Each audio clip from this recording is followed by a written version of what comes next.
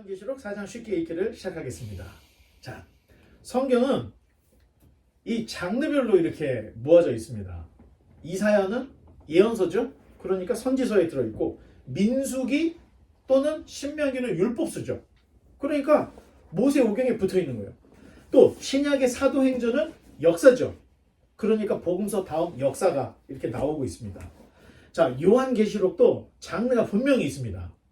요한계시록은 어느 한 문학 장르로 딱 이거다 하고 말할 수는 없지만 정말 다양성이 있고 또 그 안에는 기발한 장르들이 안에 들어 있습니다.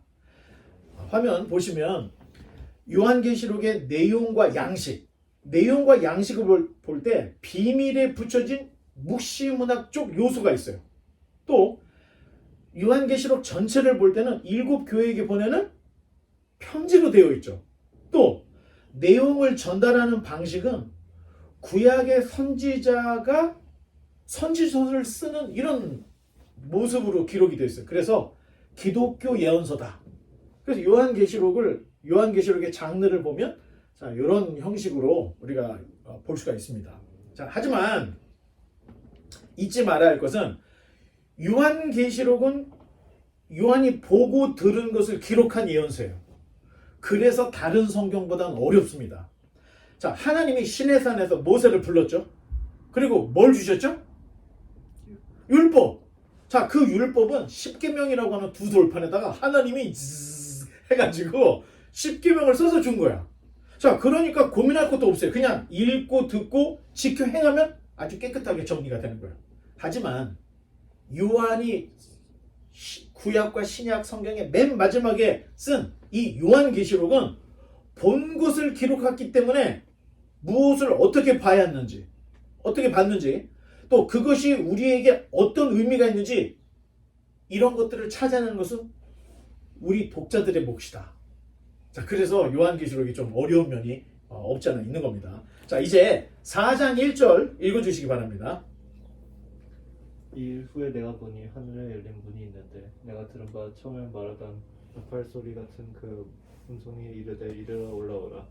이에 마땅히 일어난 일들을 내가 내게 보이리라 하시더라. 아멘. 감사합니다. 자, 1장에 나팔 소리 같은 큰 음성을 듣고 처음에 1장에 요한이 뒤를 돌아봤잖아. 그런데 그 나팔 소리 같은 음성이 또 나오기를 이리로 올라오라.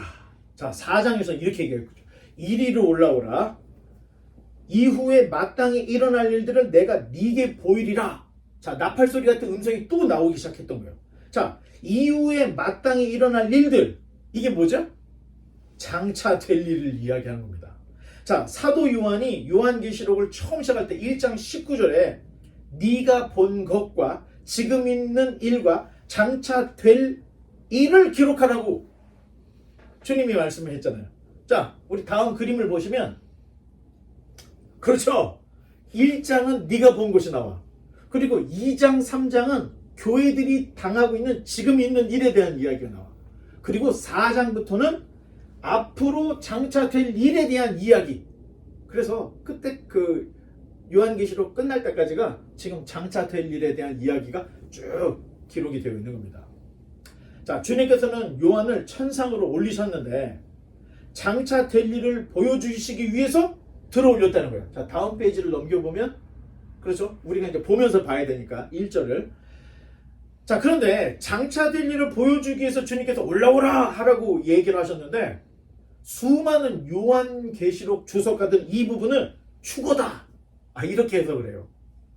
자, 세대주의자들이 특히 2장, 3장에 나오는 7교회를 예수님 이후 교회 7시대로 구분을 해서 이야기를 하는 거야. 그러니까 예를 들면 초대교회 시대를 에베소 교회로 이렇게 대입을 시키는 거야. 그리고 맨 마지막에 차지도 않고 더럽지도 않은 라오디기아 교회를 현대교회로. 자, 그러니까 2장, 3장에 7교회가 다 지나간 거야.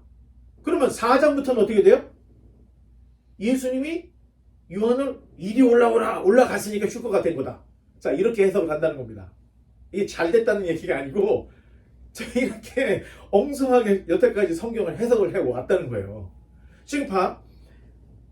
올라오라 하고 하는 이 말은 말씀하시는 나, 하나님이, 예수님이 듣고 있는 너를 불러서 장차 될 일을 말해주기 위해서 올라오라고 했던 거예요. 자, 부르신 분도 단수로 돼 있고 부름을 받은 사람도 단수로 돼 있는 거예요. 그러니까 여기서 올라오라고 하는 이 올라오라는 말을 주님께서 이제 오셔가지고 우리 재림이 일어나는 휴거다 이렇게 하기에는 너무 비약적인 상징적인 해석이라는 거예요. 그냥 아무거나 비슷한 게 있으면 갖다 붙여버린 거예요. 그게 아니라는 얘기죠. 자, 지금 나와 있는 이 이야기는 앞으로 될 일, 장차 될 일에 대해서 내가 너에게 상세하게 말해줄 거니까 요한, 너 좀 올라와 하고 예수님이 하늘의 문을 통해서 요한을 끌어올렸다. 자, 1절의 내용이 지금 거기까지 이야기가 있습니다. 계속해서 2절과 3절 읽어주시기 바랍니다. 내가 곧 성령에 감동되었더니 보라 하늘의 보좌를 베풀었고 그 보좌 위에 앉으신 이가 있는데 앉으신 이의 모양이 벽옥과 홍보석 같고 또 무지개가 있어 보좌에 둘렀는데 그 모양이 녹보석 같더라. 아멘. 천상으로 올라간 요한이 첫 번째로 본 게 뭐였죠? 천상으로 올라갔어. 근데 요한이 처음으로 딱 자기 눈에 들어온 게 뭐예요? 아니, 나팔 소리는 아니고. 예? 그렇죠. 올라갔더니 보좌가 보이더라는 거예요. 보좌가. 그리고 보좌 위에 앉으신 이가 계시는데 그 앉아 계신 이를 딱 봤더니 벽옥 같고 홍보석 같고 녹보석 같더라. 자, 그렇게 지금 얘기를 하고 있는 거예요. 자, 요한이 본 것은 벽옥이라는 게 파란빛이 나는 옥색이에요. 옥이에요. 벽옥의 파란빛, 그리고 홍보석의 붉은빛, 녹보석의 녹색빛을 봤다는 거예요. 아마도 이렇게밖에는 묘사할 수가 없을 거다. 자, 자기가 본 게 너무 이상한 걸 본 거야. 여태까지 평생 보지 못했던 걸 지금 자기가 본 거야. 자, 그러니까 요한 입장에서는 녹보석 같고 벽옥 같고 홍보석 같다 이렇게 얘기를 하게 되는 거예요. 자, 포토샵이나 그래픽을 해본 사람들 RGB가 뭐죠? RGB 레드? 그렇지. 레드, 그린, 블루. 자, 이 레드, 그린, 블루가 뭐의 삼원색이죠? 맞아요. 빛의 삼원색이 레드, 그린, 블루라는 거예요. 그러니까 지금 요한이 본 파란빛, 붉은빛, 녹색빛, 이게 빛의 삼원색을 봤다는 거예요.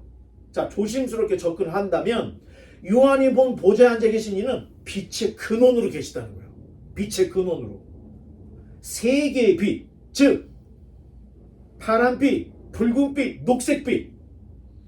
자, 이렇게 봤다는 것은 지금 요한이 보좌에 앉아 계신 삼위일체적 하나님을 보고 있는 모습을 그대로 지금 자기가 본 것을 쓰고 있다. 이렇게 보면 된다는 겁니다. 또한 보좌에 뭐가 두르고 있었다 그랬죠?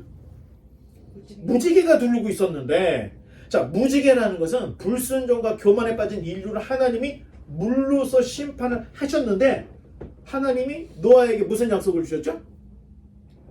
무지개 언약을 주셨죠. 무지개 언약. 다시는 내가 물로서 심판하지 않으리라고 하는 이 무지개 언약을 탁 주신 거예요. 자, 무지개는 평소에 보입니까? 안 보입니까? 안 보여요. 언제 보이냐? 비가 내린 후에. 대부분이 비가 내린 후에 보는데 바로 초대교회 비가 내렸던 거야. 환란의 비, 핍박의 비가 네로와 도미티아누스 황제를 통해서 핍박의 비가 막 쏟아지고 있는 거예요. 그 어려운 때 지금 요한이 하나님께 불림을 받아가지고 올라갔는데 보좌에 앉아 계신 분을 봤는데 거기에 무지개가 둘러오고 있다. 그 얘기는 뭐냐면 지금 너희들이 지금 비를 맞고 있지만 이걸로 끝나는 게 아니야. 우리의 생명을 지켜주시고 우리에게 영생을 주신 그 하나님이 지금 보좌에 계셔. 요한이 지금 하늘에 본 이야기를 이렇게 얘기해 주는데 아마 그때 당시에 이 편지의 내용을 이해하는 사람은 아마 펑펑 울었을 거예요. 왜? 피만 난무해. 가정이 깨지고 사업이 막 부서지고 있고 막 잡혀 들어가고 막 죽어. 그런데 희망도 없어, 빛도 없어, 아무것도 없는데 보좌에 계신 하나님이 부재한 게 아니라 삼위일체적으로 지금 버젓이 앉아 계시고 그 하나님 뒤에 무지개가 있다는 거야. 생명의 언약의 무지개가 있다는 거예요. 그러니 지금 요한이 안심하라는 거야. 안심하라는 거야. 하나님 거기에 그대로 계시고 무지개 언약도 그대로 살아있더라. 이걸 지금 말해주고 있다는 겁니다. 자, 4절로 6절의 말씀을 계속해서 읽어보겠습니다.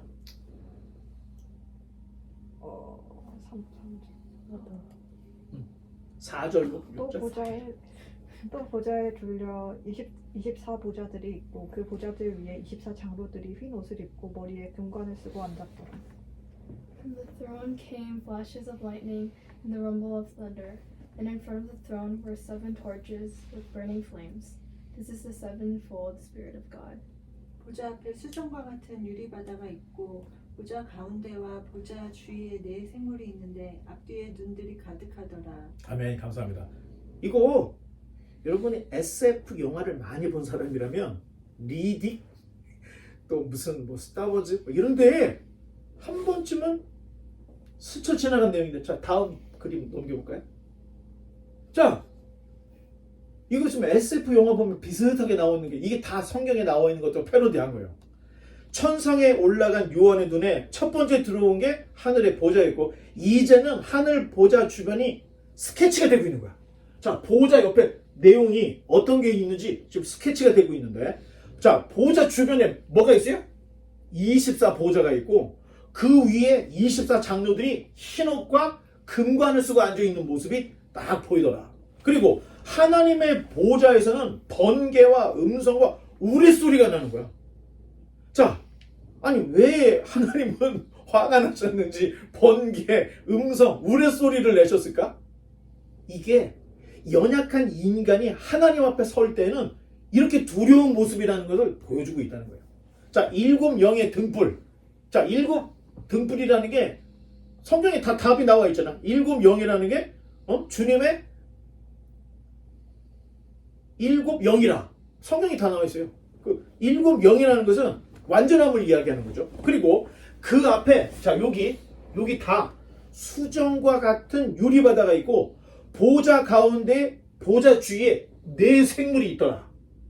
그 4 생물들은 앞뒤에 눈이 가득하더라. 자, 이렇게 얘기하고 있어요. 자, 우리가 들을 때 이게 우리 인간사에서 볼 수 있는 생물입니까? 아닙니까?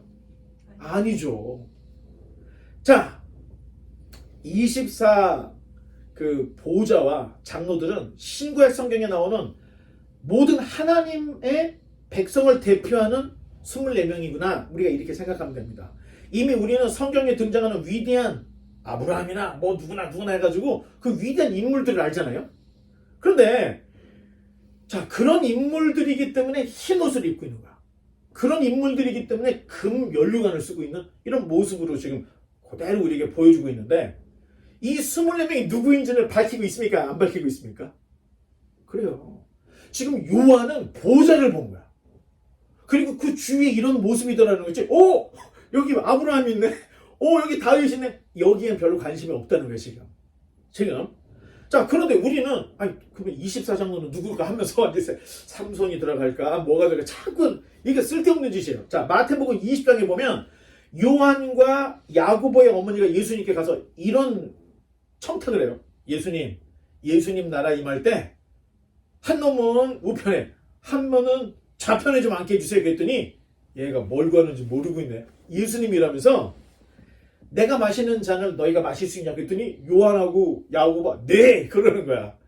그러면서 예수님이 자, 너희들이 내가 마시는 잔을 너희들이 마신다 할지라도 그 좌우에 앉는 그 사람은 하나님이 정해. 그렇게 얘기를 하고 넘어가요. 그러니까 여기에 누가 앉아있는지를 세밀하게 분석하고 찾을 필요가 없다는 거예요. 24보좌가 있고 흰옷과 금면류관을 쓴 사람이 있다. 이것은 신약과 구약과 신약에 있는 위대한 우리 믿음의 선조들이 하나님 주변에 있구나. 자, 이 정도로 생각하면 된다. 자, 이런 것들을 우리에게 보여주고 있는데, 자, 만약 알아야 한다면 요한이 분명히 얘기했겠죠. 야, 거기에 아브라함이 있더라, 다윗이 있더라, 모세가 있더라, 얘기했겠죠. 근데 그거보다 더 중요한 게 있기 때문에 이 정도로만 하늘의 모습만 지금 보여주고 있는 거예요. 자, 보좌로부터 번개와 음성과 우레소리가 우르르 나고 있어. 이게 연약한 우리들이 하나님을 볼 수가 없다는 거예요. 그리고 우리가 인식할 수 있는 것은 하나님이 보여준 것만큼 볼 수가 있고 그 앞에서는 다 들들 떨려. 자, 처음에 요한이 나팔소리 같은 음성 듣고 뒤로 돌아봤는데 예수님 봤는데 어떻게 됐어요? 그 앞에 죽은 자 같이 쓰러져 버린 거야. 하나님을 본 자는 죽는다 이런 얘기가 있잖아요. 그러니까 우리가 하나님 보여주십시오. 이거는 조금 뭘 몰라서 하는 얘기고 하나님 보면 죽는 거예요 우리가. 자, 그렇기 때문에 번개와 음성과 우레소리, 자, 이런 걸로 압도하시는 그 하나님의 거룩하고 전능한 모습을 자, 보여주고 있는 거예요. 자, 일곱 영은 성령을 나타내는 독특한 방식인데 완전과 거룩을 드러내고 있죠. 자, 천상 주위의 곳곳에 하나님의 거룩과 완전함을 드러내기 위해서 12 곱하기 12는 24자. 그러니까 12보좌가 아니라 24보좌를 얘기하고 있는 거예요. 하나님의 거룩을. 그리고 7개의 영, 등불이 있다. 이게 다 하나님의 완전 거룩을 드러내려고 다 이런 숫자들이 지금 다 나오고 있는 거예요. 그래서 우리 얘기했었죠? 코멘터리를 쓰다가 붓을 팍 꺾은 사람이 있었죠. 누구였다 그랬어요? 칼빈 선생님 붓을 꺾었는데 어디에서 붓을 꺾었다 그랬죠? 4장에서 3장까지는 썼어. 4장에서 붓을 꺾어버린 거예요. 그러면서 말하기를 야 여기 나와 있는 숫자만큼이나 수수께끼가 많다 이렇게 얘기하고 포기를 해버린 거예요. 자, 그런데 우리는 지금 역사적인 순간을 지금 갖고 있는 겁니다. 자, 수정과 같은 유리바다는 매우 제의적인 의미가 있어요. 그래서 하늘 성전의 거룩을 나타내고 있는데 창세기 1장에 땅이 혼돈하고 공허하며 흑암이 깊은 위에 있을 때 하나님의 영은 수면 위에 운영하시다 이렇게 써 있는 거야. 자, 그리고 하나님이 궁창을 만드사 궁창 아래의 물과 궁창 위의 물로 나누게 하셨다라는 기록이 있는데 물이라는 것 또는 바다라는 것은 하늘과 땅을 나누는 기준이 되는 거야. 그런데 하나님의 좀 더 봅시다. 예. 하나님의 보좌 위에 수정과 같은 유리바다가 있다 하는 이 얘기는 지금 하나님이 하늘과 땅의 기준이 되는 수정과 같은 유리바다가 그 앞에 있다. 기준이시다. 이런 것들을 제시하고 있다는 거예요. 굉장히 제의적인 모습을 우리에게 말해주고 있는 거예요. 또 그 에스겔서를 보면 천상의 모습을 설명하면서 수정 같은 바다가 또 언급이 되는 거야. 자, 그러면 수정 같은 이 바다는 요한이 지금 여기서 만들어낸 게 아니에요. 요한만 본 게 아니라는 거예요. 이사야나 에스겔, 다니엘 같은 사람도 다 봤다는 거예요. 이미. 자, 그래서 전통적으로 이 수정과 같은 바다는 이 하나님의 보좌 맞은 이 앞에 항상 수정과 같은 바다 모습이 이렇게 항상 나오게 되어 있습니다.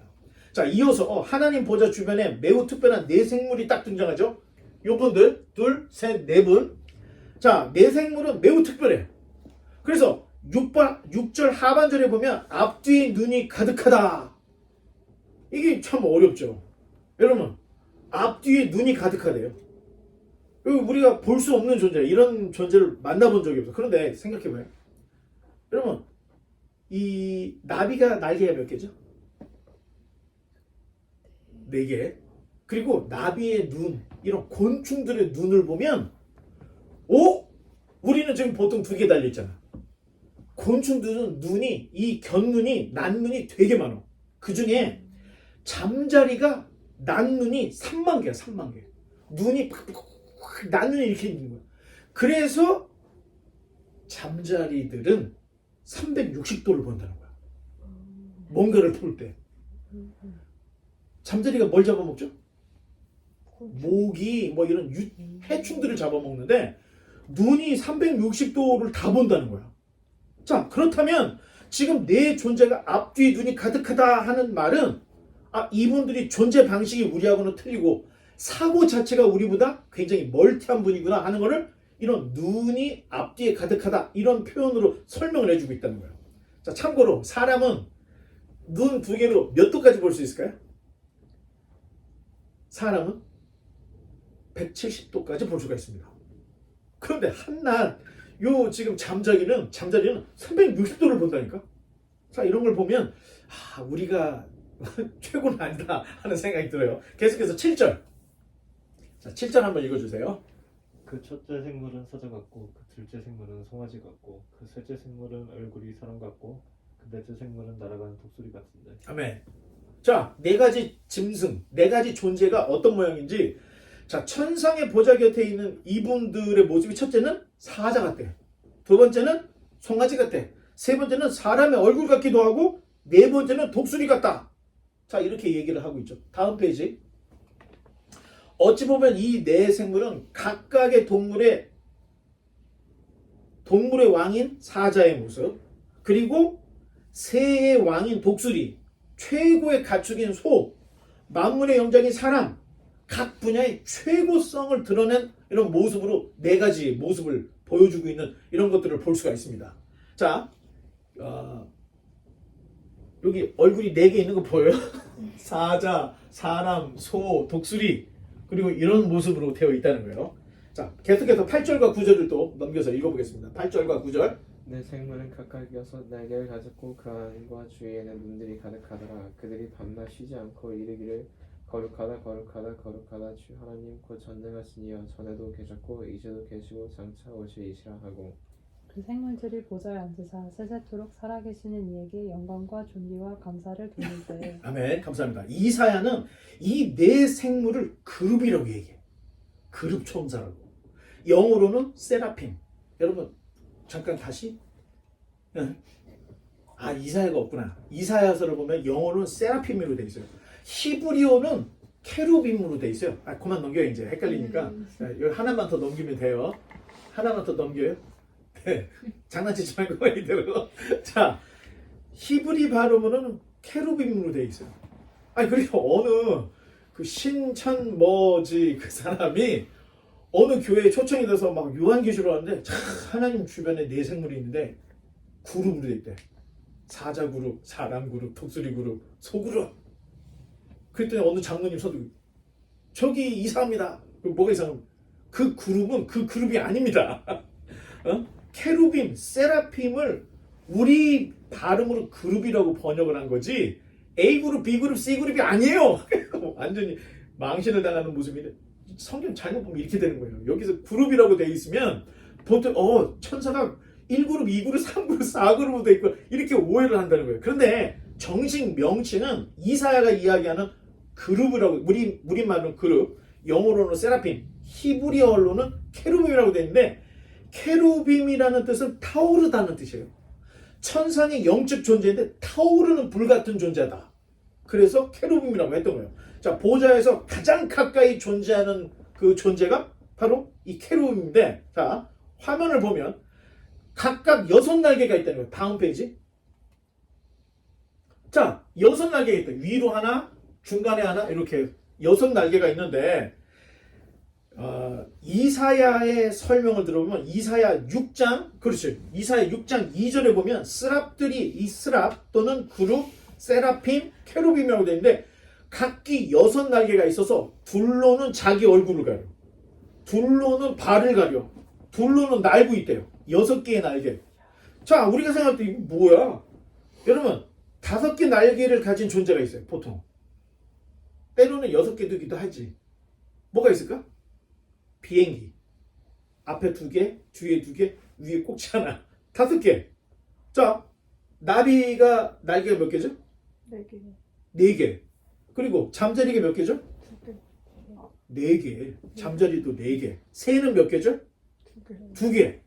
생각해보니까 날개를 꼭 2개만 갖고 있는 건 아닌 것 같아. 그런데 이 존재는 6개를 가지고 있다는 거야. 그런데 더 재밌어. 6개로 다 날리는 게 아니고 2개는 뭐를 가지고 있어요? 얼굴을 가려. 2개는 뭐를 가지고 있어요? 2개로는 날고 있어. 이 얘기는 뭐냐면 아무리 영적이고 거룩한 존재를 할지라도 하나님 면전 앞에서는 얼굴을 가리고 발을 가린다는 거예요.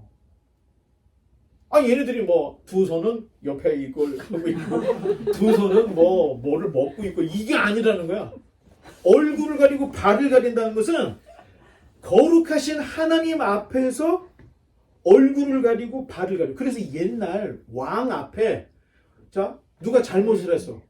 예를 들면 왕비를 얘가 곁눈질을 하는 거를 왕이 봐서 너 이 녀석 그러면은 옆에 있는 그 가드들이 어떻게 보재기로 머리를 쏴. 못 보게. 그리고 가서 목까지 따버리래. 옛날에 그랬다니까?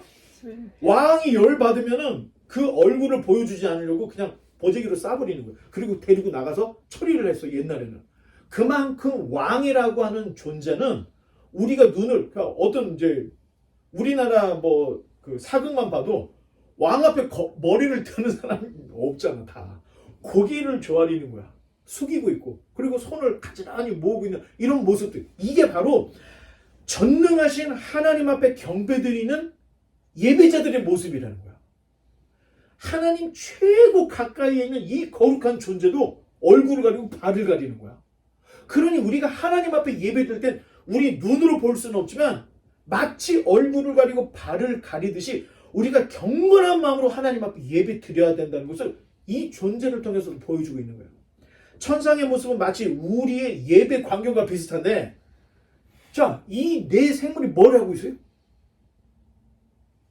더워서 아이스 아메리카노를 마시고 있다든가, 이런 모습이 아니야. 지금 이 네 존재가 하고 있는 것은 거룩하다, 거룩하다, 거룩하다. 주 하나님 곧 전능하신 이여 전에도 계셨고 이제도 계시고 장차 오실 이시라. 지극히 거룩한 네 생물들이 밤낮 하는 게 거룩하다, 거룩하다. 영광과 존귀와 찬양과 감사를 하나님께 올려드리는 일을 하고 있더라는 거야. 자, 거룩하다라고 하는 이 선포를 세 번, 거룩하다, 거룩하다, 거룩하다 세 번 하는 것은 최상급을 얘기하는 겁니다. 삼위일체 하나님께 드리는 합당한 경배를 올리는 모습, 이렇게 세 번을 거룩하다, 거룩하다, 거룩하다 이런 모습으로 지금 네 생물이 하나님을 어떻게 섬기고 있는지를 우리에게 보여주고 있는 거야. 존재 자체가 우리는 날개 하나도 없는데 이분들은 날개 6이야. 생김새도 사람, 짐승 여러 가지 모습이고 눈이 안팎으로 있는 거야. 우리하고는 비교할 수 없는 이런 존재도 하나님 앞에서는 얼굴과 발을 가리고 경건한 모습으로 하나님을 찬양하고 있더라는 거예요. 10절. 24장로들이 보좌에 앉으신 이 앞에 엎드려 세세토록 살아계시는 이에게 경배하고 자기의 관을 보좌 앞에 드리며 이르되. 자, 네 생물, 이 케루빔의 찬양에 이어서 24장로들이 경배를 하는데 24장로들은 보좌에 앉으신 이 앞에 엎드려 세세토록 살아계시는 하나님께 경배하고 자기의 금면류관을 보좌 앞에 드리며 찬양하더라. 이런 모습을 보이는 거야. 네 생물만 찬양하는 게 아니더라는 거예요.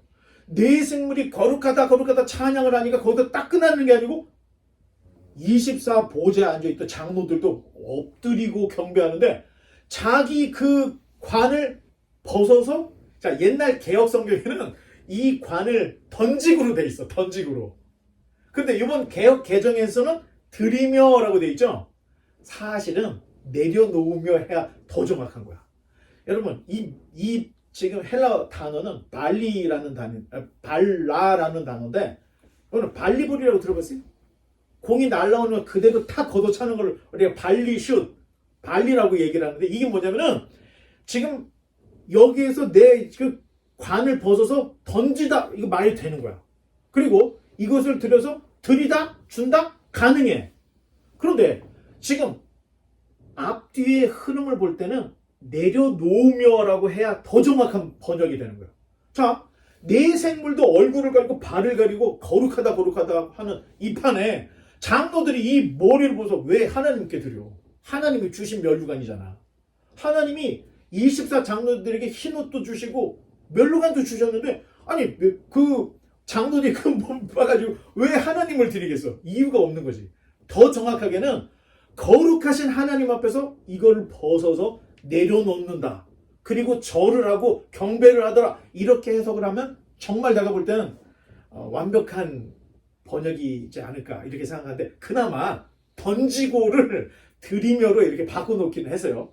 잘한 거예요. 자, 24장로들이 벗어서 뭐 이제 여기다 드렸다, 아니면 벗어서 내려놨다. 왜 그랬을까?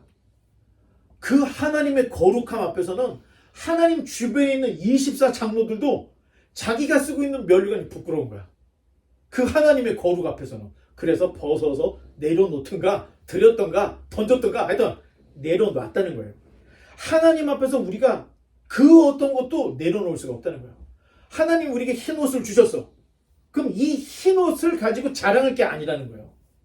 또 하나님이 우리에게 순교를 하든 열심히 사역을 해서 하나님이 면류관을 줬어. 그럼 하나님 앞에서 딱 쓰고 하나님 어때요? 멋있어요? 이럴 분위기가 아니라는 거예요.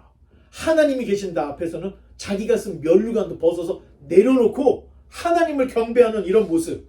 우리는 하나님 앞에 자랑할 게 없다. 자, 이런 모습을 보여주고 있습니다.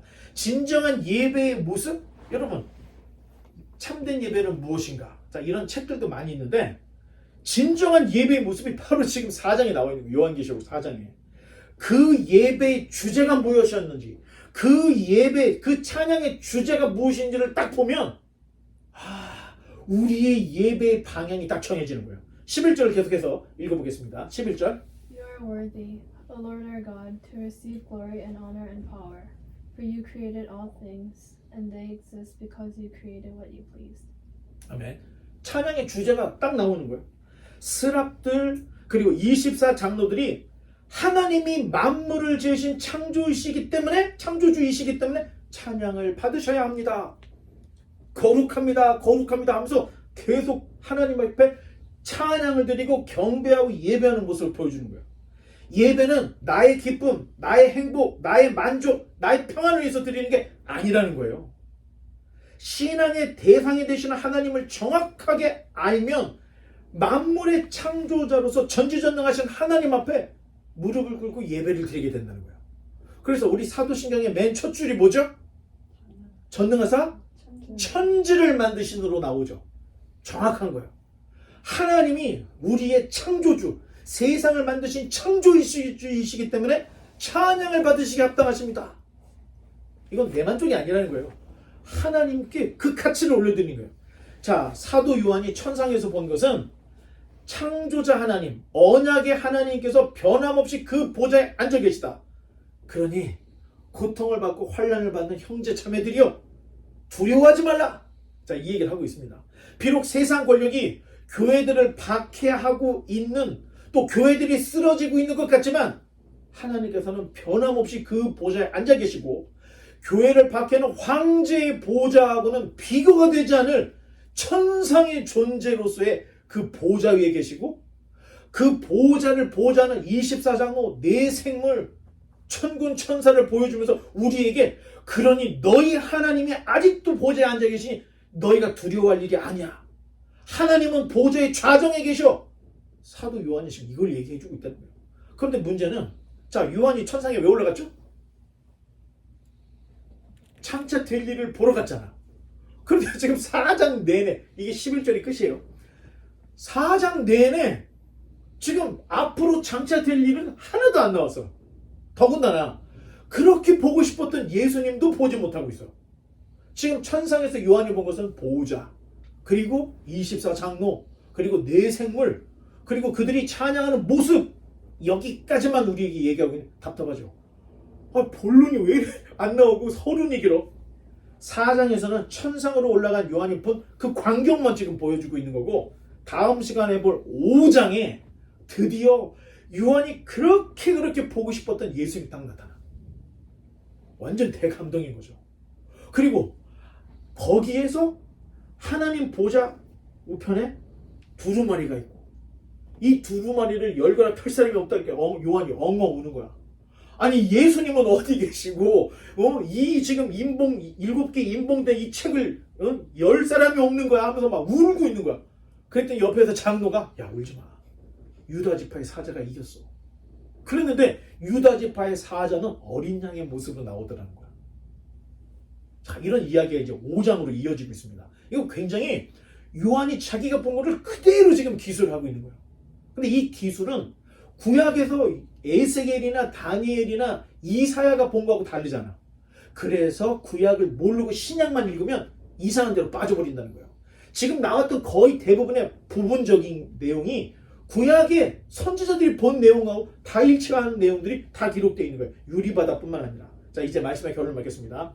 요한이 본 천상의 광경에서 예배의 모습, 예배의 자세를 우리 한번 다시 돌아볼 수가 있다는 거예요. 예배는 나를 위한 것이 아니라 창조주 하나님을 높여드리는 거. 자, 우리말로 예배는 한자인데 예를 다해서 절을 하다는 뜻이 예배라는 뜻이에요. 자, 그런데 가만 보니까 어느 날 우리 너무 편안한 의자에 앉아있고 의자에 앉아가지고 하나님께 절을 안 하죠. 우리가 말로는 하나님 앞에 절하며 경배하며 하고 찬양 부르는데 우리는 빳빳하게 서 있죠.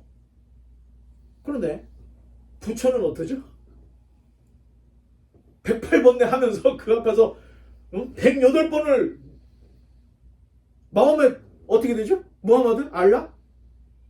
하루에 7번. 이슬람, 이 무슬림들은 하루에 7번 기도 시간이 있어. 이 띵 하고 기도만 되면은 그쪽을 모스크를 향해서 절을 해. 그런데 우리는 우리의 예배라는 것은 진짜 예를 다해서 하나님 앞에 무릎을 꿇고 절을 하는 모습이 별로 없는 거야. 말로는 뭐 경배, 절을 한다고 하는데 우리 마음은 정말로 하나님을 존경하고 두렵고 떨리는 마음으로 하나님을 예배하는가? 의문을 갖게 되는 모습들이 우리 주변에 너무 많다는 거예요. 영어로 예배가 worship이죠. worship인데 최고의 가치를 최고의 하나님께 드린다는 뜻이 있어요. 자, 그러니 우리 입장에서 예배 때 내가 아까 기분이 나빴어. 화가 났어. 그래서 내가 예배를 못 드리겠어. 내가 박수도 못 치겠어. 화가 나가지고. 이런 모습은 하나님을 향한 예배가 아니라는 거예요. 내 기분, 그리고 여기는 거실같이 예배당 같지가 않아. 예배당의 분위기. 자, 이런 것들보다 먼저 인식돼야 될 게 눈에 보이지는 않지만 보좌에 앉아 계신 그 하나님을 향해서 24장로들이 무릎을 꿇고 엎드려서 자기 관을 내려놓고 경배하듯이 내 생물이 자기의 얼굴과 발을 가리면서 거룩하다 거룩하다 하나님을 예배하는 그런 모습과 같이 신에 대한 인식, 예배 대상에 대한 인식이 정말로 먼저 있어야 된다는 거예요.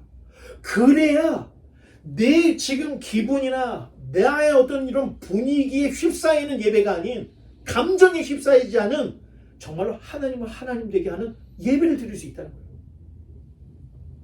자, 예배를 통해서 무엇을 한 자라도 배워야지. 이게 2차적인 문제입니다. 먼저는 그 하나님께 무릎 꿇는 마음으로 경외가 두렵고 떨리는 마음으로 머리를 조아리는 걸 경외한다고 하는 거예요. 이런 마음으로 하나님을 존경해야 돼. 내가 아주 은혜로운 찬양하면서 눈물이 팍팍 쏟아지고 성령님께서 내 감정을 터치해서 나를 흔들리게 해주고 이게 다 2차적인 문제라는 거예요. 1차적인 문제는 보좌에 계신 그 거룩한 하나님을 내가 얼마나 존경하고 내가 정말로 눈에 보이지 않지만 보이는 것처럼 내가 어떻게 정성껏 내가 예배를 할 것인가 신지식이 있어야 된다는 거예요. 사실 오늘도 찬양을 하면서 기타를 치면서 몇 개 틀린 데가 있었고 좀 안 맞는 것도 해서 괜찮습니다. 이런 거가 예배를 좌우하는 게 아니에요. 하나님을 향한 우리의 마음, 우리의 신앙의 고백이 정확한지 안 한지 이게 제일 중요하다는 거예요.